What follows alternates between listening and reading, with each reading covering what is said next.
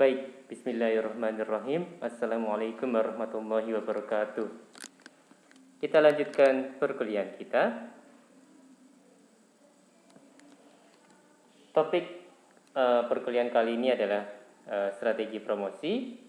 Saya mengambil materi ini dari internet dengan sumbernya adalah sebagai berikut.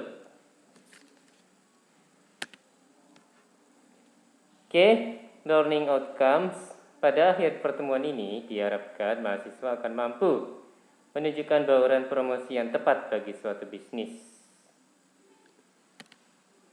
Ini outline materi ya, ada latar belakang promosi sampai mengevaluasi dampak promosi. Masuk ke subtopik strategi promosi. Pengertian promosi. Promosi adalah tindakan menginformasikan atau mengingatkan konsumen tentang spesifikasi produk atau merek. Bauran promosi, kombinasi metode promosi yang digunakan perusahaan untuk meningkatkan penerimaan produk-produknya. Periklanan, penyajian penjualan non-personal yang dikomunikasikan melalui bentuk media atau non-media mempengaruhi sejumlah besar konsumen. Tipe-tipe periklanan, ada periklanan merek, penyajian penjualan non-personal tentang produk tertentu, periklanan institusional, penyajian penjualan non-personal tentang institusi tertentu. Contoh, perusahaan IBM, perusahaan ExxonMobil mengiklankan keseluruhan image mereka. Ada juga periklanan industri, penyajian penjualan non-personal tentang industri tertentu. Contoh, asosiasi industri mengiklankan untuk gemar atau cinta produksi dalam negeri. Strategi periklanan ada beberapa poin. Periklanan persuasif, periklanan untuk memujuk calon pelanggan untuk membeli produk tertentu. Periklanan komparatif, mempengaruhi konsumen untuk membeli produk tertentu dengan mendemonstrasikan kelebihan merek dengan membandingkan produk pesaing. Periklanan pengingat, mengingatkan konsumen akan keberadaan produk. Iklan ini digunakan untuk produk yang telah berhasil penjualannya.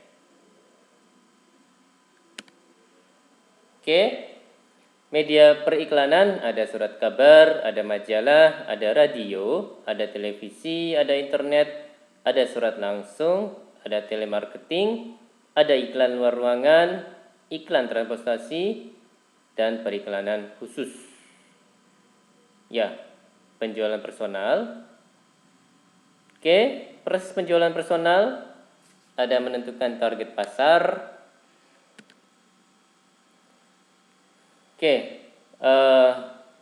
Di tabel ini ada dua kolom ya Mas dan Mbak ya, ada langkah-langkah, ada uraian.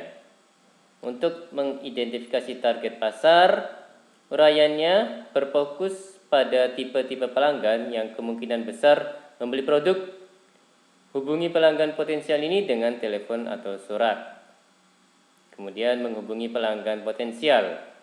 Menjadwalkan pertemuan dengan pelanggan potensial yang berlokasi di area yang sama pada hari yang sama.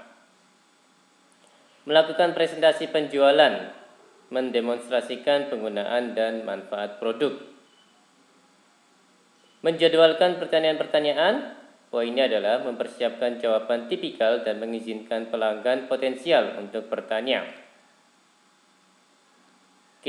Menutup penjualan, poinnya adalah menutup penjualan setelah presentasi, kemungkinan dengan penawaran diskon jika pembelian terjadi saat itu juga.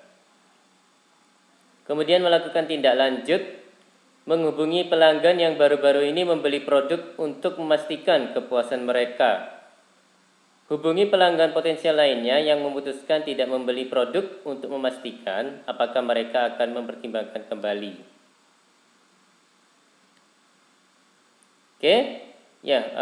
Ada poin menghubungi calon pelanggan, ada poin melakukan presentasi penjualan, ada poin menjawab pertanyaan-pertanyaan, ada poin menutup penjualan, dan ada poin melakukan tindak lanjut.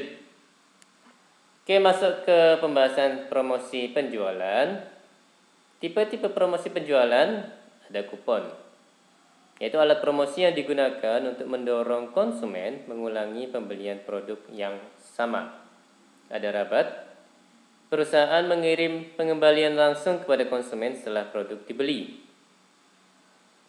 Ada juga sampling, yaitu tindakan memberikan sampel gratis yang mendorong konsumen untuk mencoba merek atau produk baru. Oke, ada juga pameran, ada juga display tempat penjualan, dan juga ada poin premium, yaitu pemberian atau hadiah cuma-cuma kepada konsumen yang membeli produk tertentu. Oke, poin kelima, hubungan masyarakat. Berkenaan dengan tindakan yang diambil perusahaan dengan tujuan menciptakan atau memelihara kesan yang menyenangkan bagi masyarakat. Tipe-tipe hubungan masyarakat, acara khusus contohnya adalah perusahaan mensponsori acara khusus seperti pertandingan olahraga, wawancara karyawan sebuah bank tentang topik perbankan yang sedang menarik perhatian masyarakat.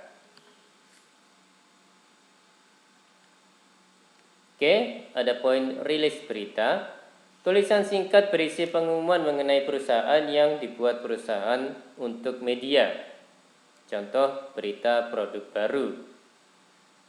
Ada juga poin konferensi pers. Pengumuman lisan tentang sebuah perusahaan yang dibuat oleh perusahaan untuk media. Contohnya adalah konferensi pers manajer perusahaan untuk mengklarifikasi berita yang merugikan perusahaan. Manajer juga bersedia menjawab pertanyaan dari media. Oke, poin ke-6, menentukan bauran promosi yang optimal. Jadi, ada target pasar, ada strategi promosi, ada strategi tarik. Perusahaan mengarahkan promosi langsung kepada target pasar konsumen, yang kemudian akan meminta produk tersebut dari pedagang grosir atau produsen. Kemudian ada strategi dorong. Perusahaan mengarahkan promosi kepada pedagang grosir atau pengecer yang kemudian akan mempromosikan kepada konsumen. Oke, poin anggaran promosi adalah sejumlah dana yang telah disisihkan untuk membayar semua metode promosi dalam periode tertentu. Anggaran promosi dipengaruhi oleh beberapa karakteristik, yaitu fase siklus kehidupan produk, persaingan, kondisi perekonomian. Oke, poin ke-7, mengelola tenaga penjualan. Manajer penjualan adalah seorang individual yang mengelola kelompok perwakilan penjualan, salesman. Mengelola tenaga penjualan dapat dilakukan dengan cara sebagai berikut ya. Ada beberapa cara. Yang poin pertama, memberikan pengetahuan tentang produk, manfaat, dan cara penggunaannya. Yang kedua, memotivasi tenaga penjualan untuk menangani keluhan pelanggan dan produk pesaing. Yang berikutnya, membagi wilayah daerah penjualan jika daerah penjualan luas dan mempunyai beberapa tenaga penjualan. Memberikan contoh mengevaluasi hasil penjualan saat ini dan masa mendatang. Mempertimbangkan perencanaan untuk memperluas geografis pasar. Oke, poin ke-8, mengevaluasi dampak promosi. Untuk mengevaluasi dampak promosi, maka terlebih dahulu perusahaan membuat sasaran atau target yang dapat diukur apabila promosi akan dilakukan. Contohnya, dengan mengadakan promosi selama 1 bulan dan biaya sebesar 5 juta rupiah, maka diharapkan penjualan akan naik sebesar 20% dari penjualan bulan sebelumnya. Jika target penjualan tersebut gagal atau tidak tercapai, maka perusahaan harus mengevaluasi apakah strateginya yang salah atau faktor di luar perusahaan atau kondisi ekonomi yang buruk ya. Oke, rangkuman. Upaya promosi dilakukan perusahaan untuk meningkatkan penjualan. Konsumen diinformasikan tentang keunggulan produk. Bentuk media periklanan meliputi surat kabar, majalah, radio, televisi, internet, telemarketing, dan iklan khusus. Penjualan personal akan mengidentifikasi target pasar, menghubungi pelanggan potensial, melakukan presentasi penjualan, serta menindaklanjuti agar konsumen membeli produk perusahaan. Metode promosi penjualan yang umum meliputi kupon, sampling, pameran, dan rabat. Perusahaan dapat menggunakan hubungan masyarakat untuk meningkatkan penjualan atau kesan perusahaan. Baik, demikian dari saya. Terima kasih atas perhatiannya. Mohon maaf kalau ada kata-kata yang salah. Wassalamualaikum warahmatullahi wabarakatuh.